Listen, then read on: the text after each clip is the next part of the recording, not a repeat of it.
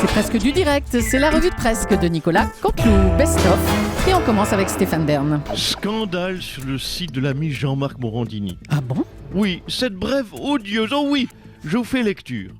Léa Salamé remplace Natacha Polony dans On n'est pas couché chez Laurent Ruquier. Remplace. Non mais comment ça remplace? Mais personne ne remplace Natacha Polony. Mais c'est mignon. Mais elle est irremplaçable. Bah oui. Alors Jean-Marc, on réécrit cette news. Bah bien sûr. Prenez note. Léa Salamé tentera en vain de faire oublier l'époustouflante Natacha Polony. Voilà. Ah, Jean-Marc, faut corriger, hein.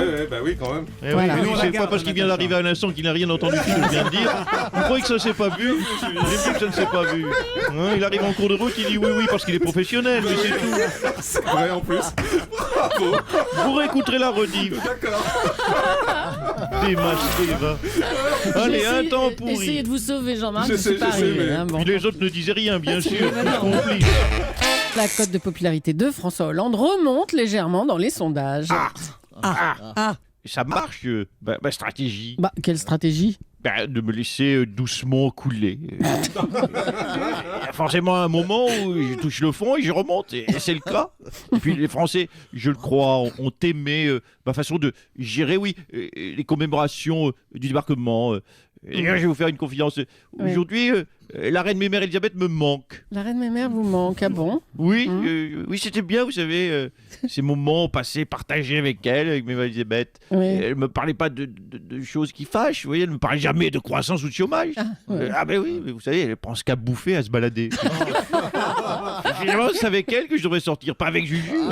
Ah bah tiens, Juju, puisque vous parlez d'elle, le magazine Closer affirme que vous voyez toujours Julie Gaillet en secret, mais dans un endroit bien plus caché que la première fois.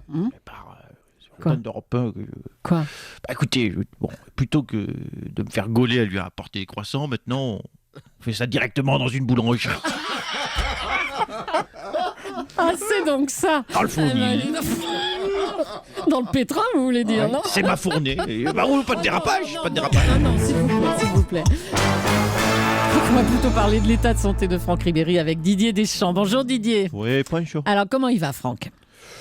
Bon, effectivement, ça ne va pas très fort. Je vais tout vous dire. Je vais être honnête avec vous. Oui, s'il vous plaît. Je ne sais pas ce qu'il a fait ces 3 jours, mais il n'a pas touché sa gamelle, rien.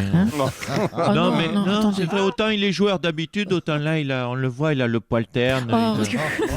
Il va pas chercher la balle. Regardez, quand j'agite la boîte de croquettes, vous voyez, regardez, il remue même pas la queue. Remarquez, ça, c'est pas plus mal. Ça nous évite les problèmes avec la justice.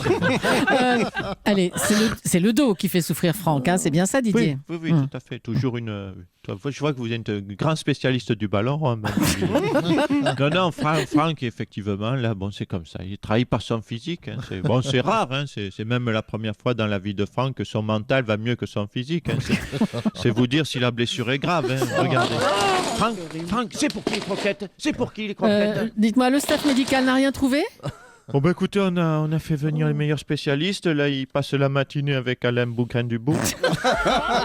Puis cet après-midi, il y a une délégation de la Fondation Brigitte Bardot qui passe le voir. Non, on a les vétérinaires les plus compétents Maintenant, il faut voir. On imagine que c'est pas facile pour lui. Hein, Oh, ça. c'est dur pour lui. Du coup, même il devient ingérable. Ah, ouais.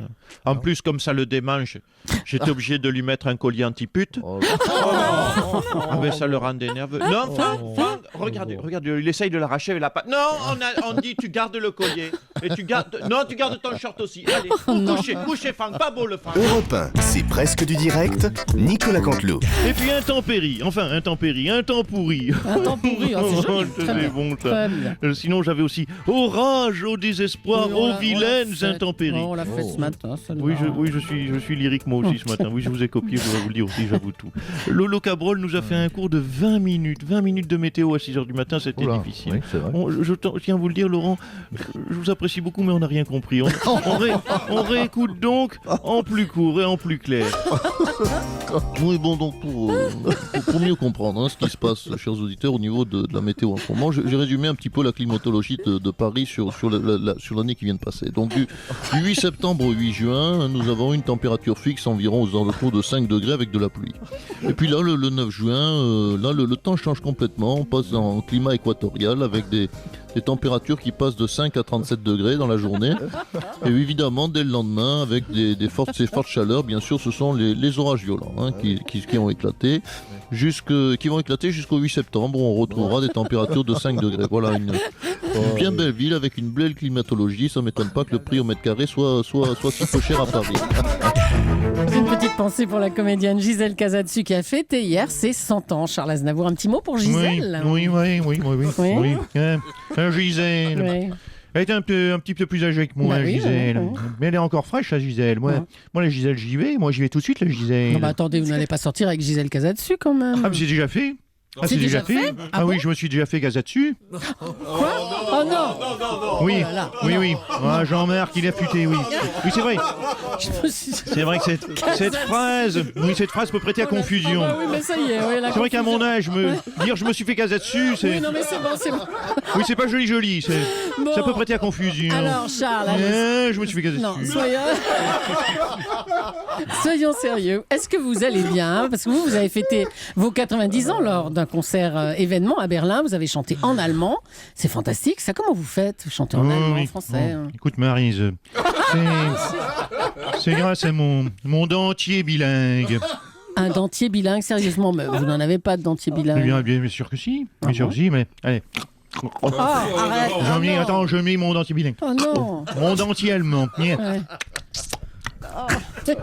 Zweidrei. Ich bin seul avec maman. In ein très vieil appartement. Strassenserrazette. Ah, c'est bien, c'est pas mal. Comment vous faites, Charles, pour que vos chansons traversent le temps comme ça? Bon, je hein? crois que très simplement, je sais les réactualiser. Ah. Par exemple, ma chanson Hier encore, j'avais 20 ans. Oui. Je l'ai mise au goût du jour en changeant légèrement le titre. Ah, elle s'appelle comment maintenant alors? Hier encore, j'avais 20 ans. Hier encore, j'avais 20 ans. Merci Nicolas Canteloup. On vous retrouve évidemment demain juste avant 9h moins le quart sur Europe 1.